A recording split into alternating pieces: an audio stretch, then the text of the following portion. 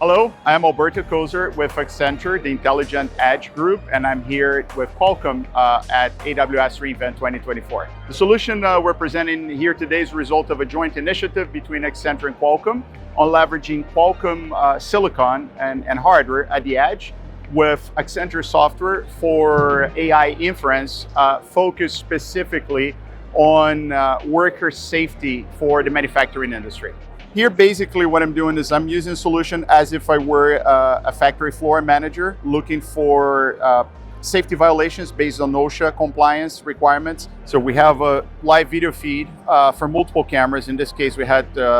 3 active cameras, and then the camera through the local language model identifies what the unsafe zone entry is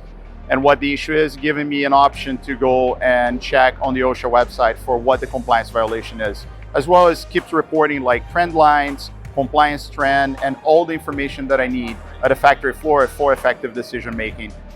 with leveraging Qualcomm hardware for super fast recommendations and action, including automation if that was the case. Thanks for watching my demo, and I hope seeing you next year here at AWS re:Invent.